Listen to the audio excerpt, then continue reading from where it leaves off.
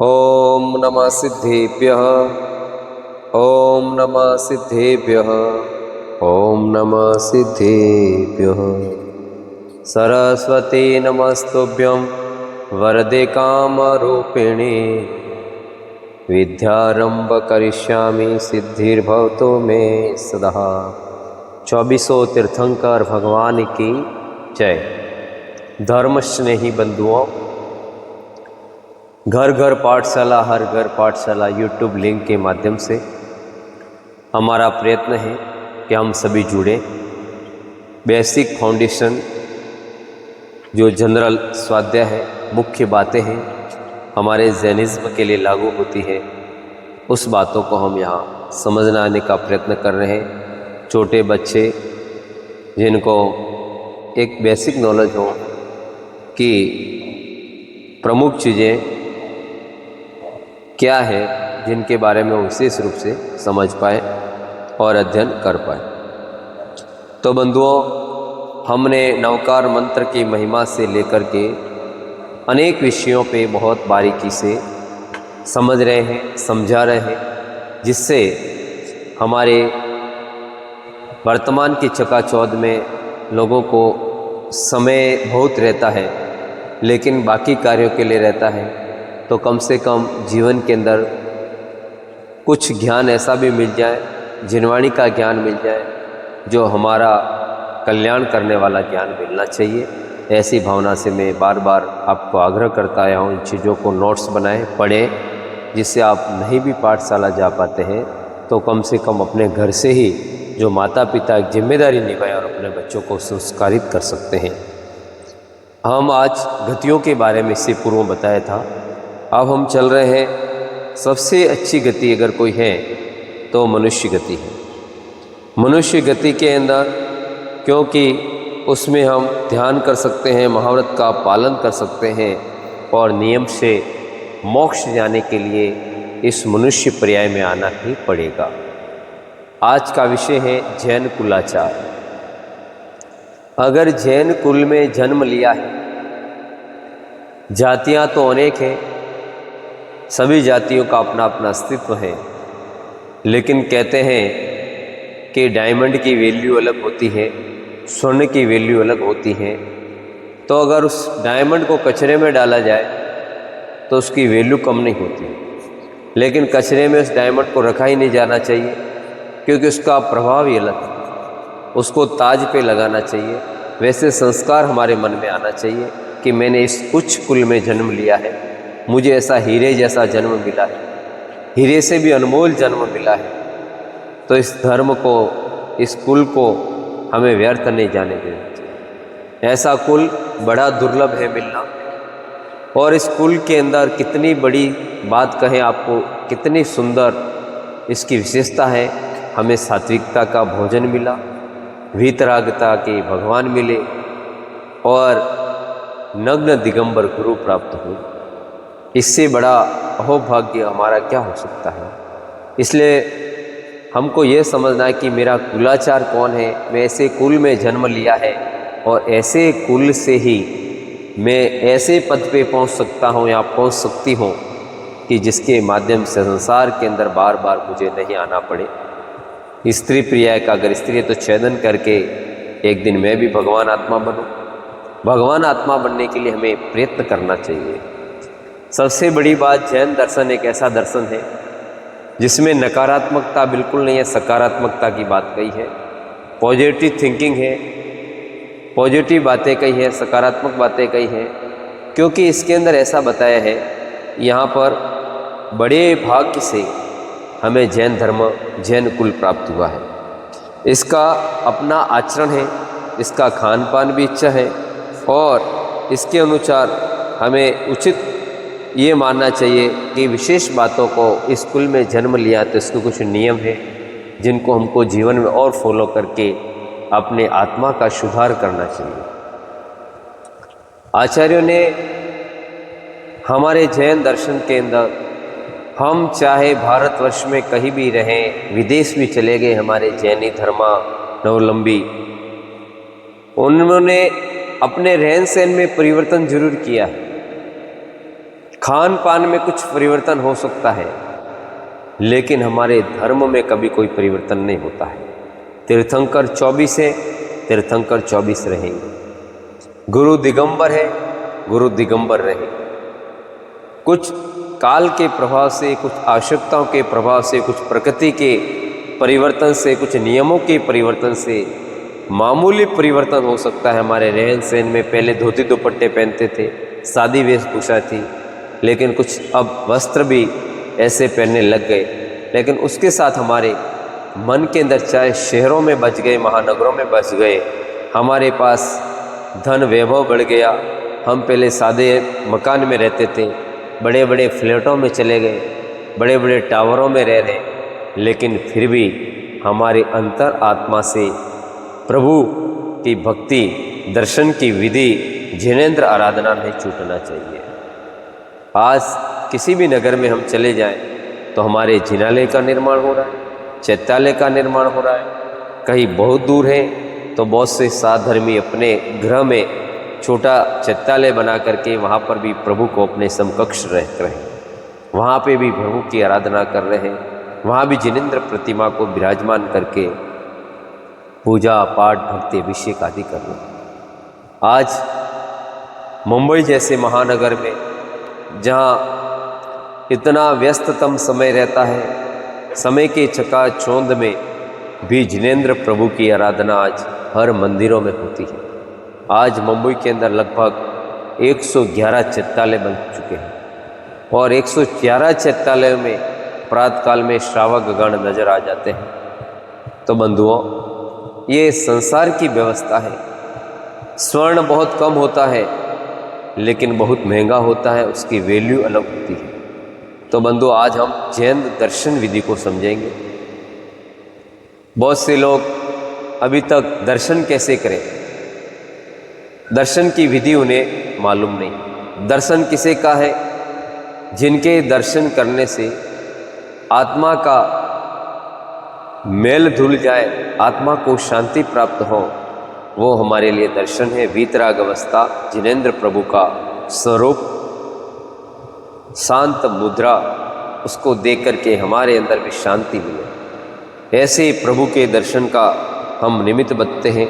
हमें प्रतिदिन दैनिक जिनेंद्र प्रभु का दर्शन करना चाहिए।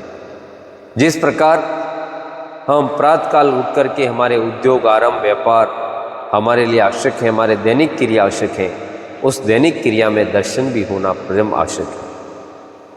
किसी ने कहा है कि करोड़ों काम छोड़ करके जिनेंद्र प्रभु के दर्शन करना चाहिए। लाखों काम छोड़ करके समय पे भोजन खाना चाहिए। पहले दर्शन फिर तन, और हजारों काम छोड़ करके, करोड़ों काम छोड़ करके जिनेंद्र दर्शन को जाना चाहिए। लाखों काम छोड़ करके समय पे खाना खाना चाहिए और हजारों काम छोड़ करके समाज और कुल के काम आना चाहिए, और 100 काम छोड़ करके हमें हमारा परिवार का फर्ज निभाना चाहिए। क्योंकि सबसे पहले दर्शन, फिर तन, फिर समाज और फिर परिवार। तो आज हम दर्शन विधि को यहाँ पे समझेंगे। प्रातःकाल हम जब उठते हैं तो हमें दर्शन करने की बात आती है। सबसे पहले हमें उठते ही नमकार का ध्यान करना चाहिए। नमोकार, अणमो यानी ऊंचा, और ऊंचे से ऊंचे मंत्र को नमो यानी नमस्कार। ऐसे पांचों परमेष्टि को हम नमस्कार करते हैं। ये पांचों परमेष्टि परम पद में जो स्थित हैं उसे नमोकार महामंत्र कहते हैं। इस नमोकार का ध्यान करने से मन के अंदर नमन करने की पहले बात कही है। नमन यानी अहंकार के भीतर के अहंकार को त्यागना और इन पांचों परमेष्टि के शरण में जाना कि हे प्रभु, आज मुझे अभाग्य है कि आपकी शरण मिली, आपके सानिध्य मिला और आपका नाम स्मरण कर रहा हो। मैं ऐसे मनुष्य पर्याय को सार्थक कर रहा हूँ। नवकार मंत्र का स्मरण करना चाहिए। दंत मंजन दैनिक क्रिया करके स्नान आदि से निवृत्त हो करके हमें शुद्ध धुले वस्त्र पहनना चाहिए। अभिषेक करने वालों को अभिषेक के वस्त्र अपने साथ में एक बैग के अंदर अपनी शुद्ध अवस्था में समेटे हुए वस्त्र साथ में रखना चाहिए। बम्बई में दूर चैत्यालय हो, वहाँ स्वयं के वस्त्र पहनना चाहिए, स्वयं के यानी खुद के हाथ से धुले हुए वस्त्र।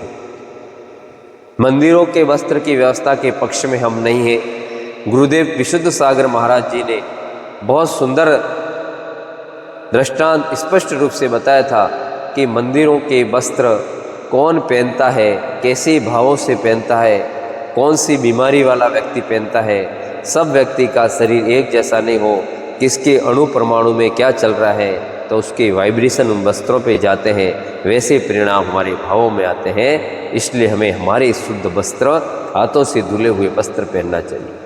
उन वस्त्रों को पहनकर हमें मंदिर जी की ओर प्रस्थान करना चाहिए। प्रस्थान करते हुए नमो जिनाणम बोलना चाहिए घर से निकलते समय कि हे प्रभु, मैं आपका ध्यान करने जा रहा हूँ, आपके चरणों में आ रहा हूँ, और मुझे इतना आशीर्वाद देना कि मैं आपके जिनालय तक पहुँच जाऊँ और आपके रूप को देख लूँ। हमें मंदिर की ध्वजा, मंदिर के घंटे आदि सुनाई दे तो अत्यंत प्रसन्नचित्त होना चाहिए। एक भाव में आना चाहिए कि मैं भाग्यशाली हूँ कि मैं प्रभु दर्शन के जा रहा हूँ। दर्शन से ही भव भव के बंधन करते हैं। आचार्य ने दर्शन की महिमा ऐसी बताई है, दर्शनम देव देवस्य दर्शनम पापनाशनम दर्शनम स्वर्ग सोपानम दर्शनम मोक्ष साधनम। ये दर्शन ही स्वर्ग का सोपान है, स्वर्ग की सीढ़ियाँ हैं, और ये दर्शन ही मोक्ष का साधन है।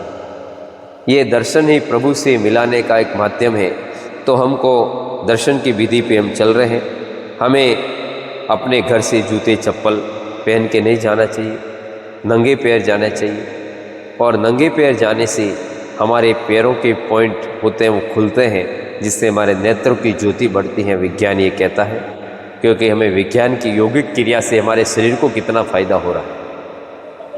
अब हम जैसे ही दर्शन करने के लिए चलेंगे, रास्ते में हमें अगर कोई मिल जाए और जय जिनेंद्र बोले तो जय जिनेंद्र बोलना चाहिए। बाकी सांसारिक बातों में उलझना नहीं चाहिए, बहुत ज़्यादा खड़ा नहीं रहना चाहिए। कहीं पे हमें स्पर्श नहीं करना चाहिए, जिससे हमारा अशुद्धि हो, हमारे वस्त्र के ऊपर मलिनता हो। इस बात का हमें ध्यान रखना चाहिए। फिर जैसे ही मंदिर जी पे पहुँचे, वहाँ पे अगर बहुत मंदिर दूर है तो वहाँ की व्यवस्था, अगर गाड़ी से जा रहे हैं तो वैसे भी जा सकते हैं, जूते चप्पल पहन के जा रहे हैं, क्योंकि बहुत लंबा दूर है, किलोमीटर 2 किलोमीटर, तो गाड़ी से भी जाना पड़ेगा। फिर वहाँ अपने पैरों को धो करके, चप्पल आदि उतार करके, जय जयकार करते हुए 3 बार निस्सही निस्सही निस्सही कहते हुए हमें अंदर जाना चाहिए। अंदर जा कर के 3 बार धोख लेते हुए ओम जय जय जय नमोस्तु नमोस्तु नमोस्तु ऐसा बोलना चाहिए। 3 बार धोख लेने का मतलब, हे प्रभु, जन्म जरा मृत्यु से मुझे तारना, मैं 3 लोक के राजा हो, आपके चरणों में 3 बार मैं वंदन करता हूँ, 3 बार नमोस्तु करता हूँ। इस प्रकार बोलते हुए हमें नमोकार मंत्र जिन्हें आता है वो नवकार मंत्र बोले, चतारी मंगल दंडक बोले, 24 तीर्थंकरों के नाम बोले, जैसा जिनको याद हो वैसा बोलना चाहिए। यदि भगवान के मूल लय के अर्घ याद हो, अर्घ बोलना चाहिए। जिसके बाद में हमें 24 तीर्थंकरों की स्तुति याद हो, वो बोलना चाहिए। दर्शन पाठ बोलना चाहिए, प्रभु पतित पावन मेय पावन, दर्शनम देव देवस्य दर्शनम पाप नाशनम, ओहो जगत गुरु देव। ये स्तुतियाँ हैं। अनेक सकल गेय ज्ञायक आदि स्तुति बोलते हुए भगवान के चरणों में बारंबार नमोस्तु करके अपने हाथों में ले जाए हुए चावलों के 5 पुंज चढ़ाना चाहिए। 5 पुंज यानी भगवान, आप तो पंच कल्याणक के अधिपति बन गए, गर्भ जन्म तप ज्ञान और निर्वाण, इन 5 कल्याणक मुझे प्राप्त करा दो।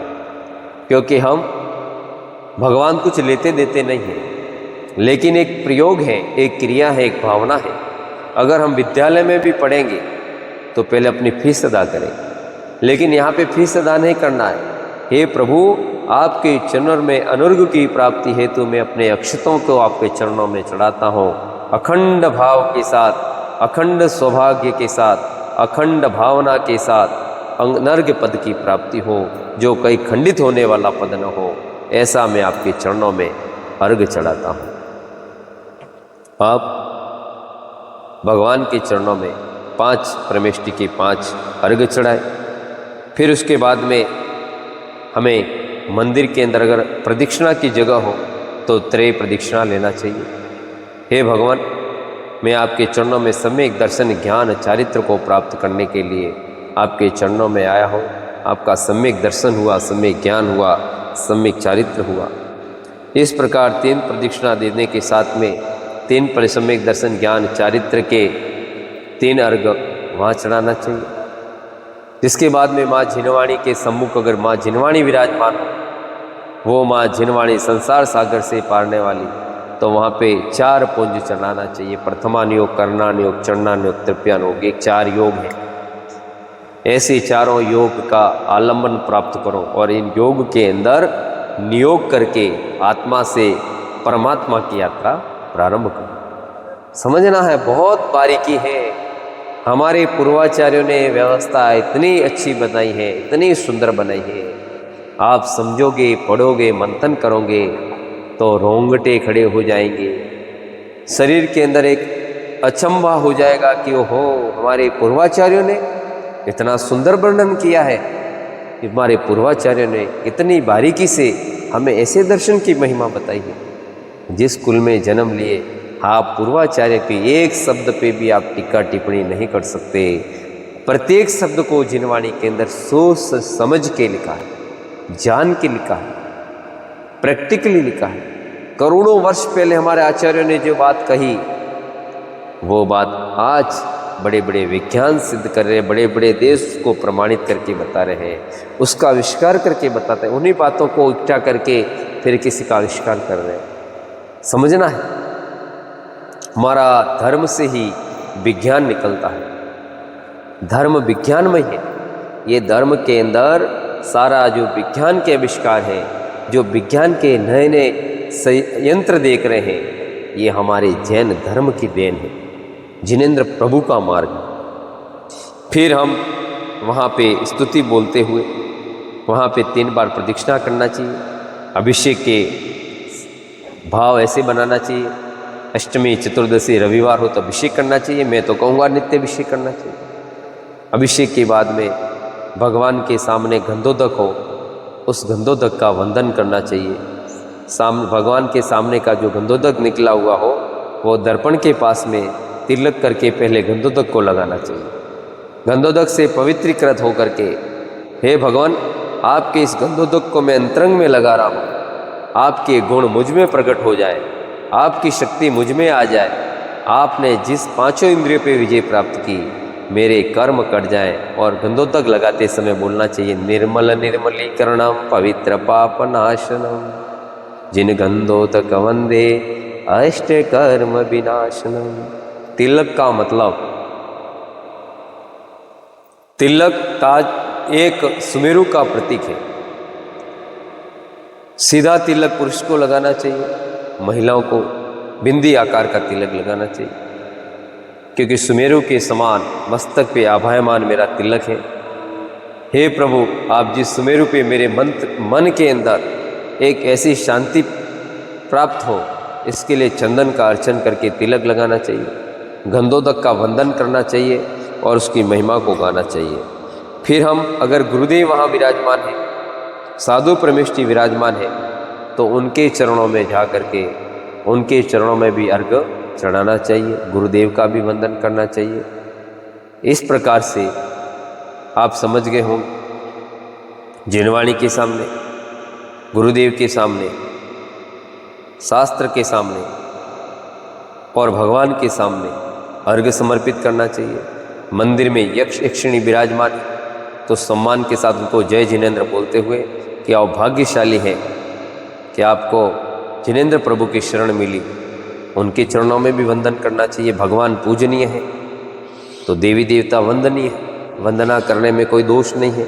पहाड़ की भी वंदना करते हैं, त्यागियों की भी वंदना करते हैं, व्रतियों की भी वंदना करते हैं, तो वंदन करने में कहीं दोष नहीं होता है। कोई कह दे कि किसी का वंदन करने से कोई नरक चला जाता है, भगवान वीतरागी हैं, राग द्वेष से रहित हैं। हमें मालूम है कि हमारे भगवान तीर्थंकर 24 हैं, तो वंदन अभिनंदन तो करना चाहिए। और वही भगवान योग्य हैं जिनके चरणों में हम अर्घ की प्राप्ति करते हैं और देवी देवताओं के लिए समर्पयामि बोलते हैं। ये थोड़ा आचार्य ने भेद बताया। तो बहुत तरीके से आप ये समझने का प्रयत्न करें कि भगवान के सामने नमोस्तु कहना चाहिए, नमस्कार करना चाहिए, और जो सम्माननीय हैं, भगवान के चरणों के सेवक हैं, वो वंदनीय हैं, उनका वंदन जय जिनेंद्र करके अर्घ समर्पित कर सकते हो, भेंट दे सकते हो। कोई आपका हितैषी होता है, कोई धर्म का हितैषी है, तो उनको आप भेंट में जो आपके पास द्रव्य हो वो आप चढ़ा सकते हैं। तो यहाँ पे आप समझ गए होंगे कि इस प्रकार करके अगर समय है तो एक आध माला भी जप करना चाहिए। शास्त्र के कुछ पन्नों को लेकर के वहाँ स्वाध्याय चल रहा है, मुमुक्षु है, तो वहाँ मोक्ष के अभिलाषी लोग बैठे हुए हैं और वहाँ पे कुछ धर्म की शास्त्र की बात चल रही है, उसका भी श्रवण करना चाहिए। ये सब करके अगर समय नहीं है तो आप दर्शन करके सीधे वहाँ से पुनः ओम जय जय जय जय असई असई असई कहते हुए बाहर की ओर आना चाहिए। मुख्य बात में आपको बताना भूल गया, सबसे पहले जाके मंदिर में घंटा बजाना चाहिए। घंटा मंगल का प्रतीक है और जैसे घंटे को बजाते हैं तो उससे वहाँ पे एक वाइब्रेशन से उसी के नीचे 1 मिनट खड़ा रहना चाहिए। ओमकारमय ध्वनि, पॉजिटिव वाइब्रेशन, वो हमारे मस्तिष्क को शांति देते हैं।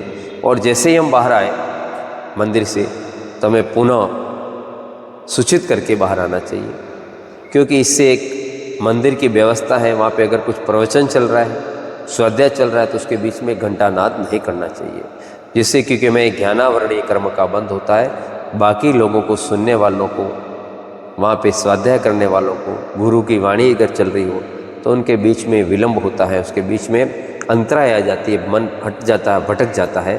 तो इस बात का हमें विशेष ध्यान रखना चाहिए। बहुत बार लोग लकीर के फ़कीर बने रहते हैं, मंदिर में स्वाध्याय चलता है, साधुगण विराजमान रहते हैं, फिर भी बीच में घंटा नाद कर देते हैं, जिससे हमारे अंतराय कर्म का बाधक बनता है। इस बात का हमें विशेष ध्यान रखना चाहिए। और फिर हमें पुनः धूप देख करके गंधोदक लगाते मंदिर में रखे हुए का शास्त्र श्रवण करने का हो, अगर वहाँ कोई नहीं हो तो शास्त्र श्रवण करना चाहिए। इस प्रकार मंदिर जी में हमें दर्शन विधि बिल्कुल आपको समझ में आ गई होगी। जिनेंद्र प्रभु का सम्मान करना चाहिए, पीठ नहीं दिखाना चाहिए। अभिषेक करने जा रहे हैं तो भगवान का अपने हाथ का प्रक्षालन करके, भगवान का गंधोदक लगा करके, पवित्रीकृत होकर तिलक करके, अपने देव शास्त्र गुरु का नमस्कार करके हमें अभिषेक करना चाहिए। दूसरी बात, मंदिर में क्या नहीं करना चाहिए, दर्शन की विधि समझ में आ गई। मंदिर में हमें झूठे मुंह नहीं जाना चाहिए। मंदिर में हमें किसी प्रकार का अभक्ष्य पदार्थ को लेकर नहीं जाना चाहिए। मंदिर में तंबाकू, गुटखा, बीड़ी, सिगरेट आदि पीने वालों को पीना ही नहीं चाहिए। अगर ऐसी आपको लत लगी हुई, आदत लगी हुई, तो ऐसे द्रव्य भी अपने साथ लेके मंदिर में नहीं जाना चाहिए। मंदिर में बार बार बीच बीच में बात नहीं करना चाहिए, बीच में किसी को टोका टोकी नहीं करना चाहिए। मंदिर में जब तक दर्शन न हो तब तक भगवान की मूर्ति को देखना चाहिए। अगर कोई वहाँ पे कुछ क्रिया कर रहे हैं, थोड़े समय वो हट जाए, फिर हमें आगे जाना चाहिए। धक्का मुक्की नहीं करना चाहिए। मंदिर में ज़ोर ज़ोर से नहीं बोलना चाहिए, जिससे बाकी लोगों को डिस्टर्ब होने। तो कभी कोई विधान चलता हो और बीच में अपने रोज़ की रट आप लगाओ तो उनको भी डिस्टर्ब होता है, आपको भी डिस्टर्ब होता है। अन्य कई भी चीज़ों का, जैसे मंदिर में सांसारिक बातों को नहीं करना चाहिए। 2 जने इकट्ठे हो गए, आप ज़ोर ज़ोर से बातें कर रहे हैं, विधान चल रहे हैं, पूजा चल रहे हैं, गुरुदेव की प्रवचन चल रहे हैं, इस बात का ध्यान रखना चाहिए। छोटे बच्चे जो ना समझ हैं, 8 साल के नीचे के हैं, दर्शन करा करके उनको बहुत कम समय तक मंदिर में रखना चाहिए। उनको अशुद्धि होती है जो मंदिर के वातावरण को खराब करती है। तो इस बातों को आपको बहुत चीज़ों का विवेक रखना चाहिए, क्योंकि हम श्रावक हैं। श्रद्धा विवेक क्रिया से अगर हम काम करेंगे तो उसका पुण्य कुछ अलग ही होगा। जिनेंद्र प्रभु के दर्शन की महिमा अगम अगोचर है, बहुत लाभ प्राप्त होता है। किसी ने कहा जब सिंधु सस पर लखा गमन करे, जब हम भगवान का चिंतन ही घर पे कर लेते हैं तो हमें 100 उपवास का फल मिल जाता है। 10 फल जब घर से नीचे उतरते 1000 उपवास का फल मिलता है। रास्ते पे चलते हैं तो लाख उपवास का फल मिलता है। जब भगवान को देख लेते हैं तो करोड़ों उपवास का फल हमें प्राप्त हो जाता है। तो अब बहुत बारीकी से हमने समझाने का आपको प्रयत्न किया है।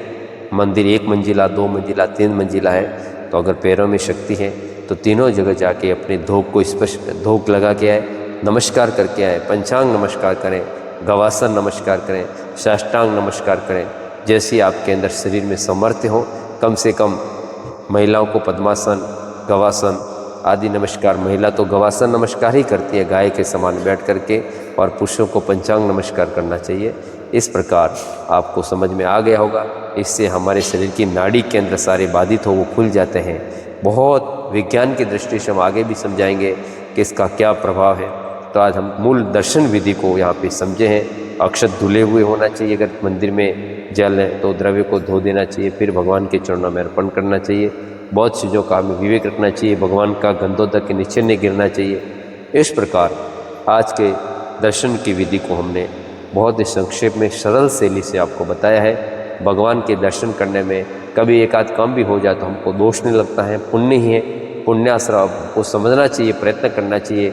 हम हर चीज़ में अगर व्यापार करते हैं तो उसमें और ज़्यादा सीखने की अभिलाषा रखते हैं। विद्यालय में पढ़ते हैं तो टॉप में आने की इच्छा रखते हैं। उसी प्रकार मंदिर जाते हैं तो बहुत अच्छे से सीखने का भी हमको प्रयत्न करना चाहिए। और जो जुड़ेंगे वो सीखेंगे। तो आप सबको मैं पुनः आग्रह करता हूँ, DK जैन पंडित चैनल पर आप पुनः अच्छी अच्छी बातें, सच्ची बातें, शास्त्रोक्त बातें आप जीवन में सीखें। दुनिया के इस पंथ विहामों में नहीं पड़े, किसी बातों में नहीं पड़े, सब एक हैं। चाहे जिन दर्शन के अंदर कभी राग द्वेष भेद नहीं होना चाहिए। ऐसी भावना के साथ द्वादशांग जिनवाणी माता की जय।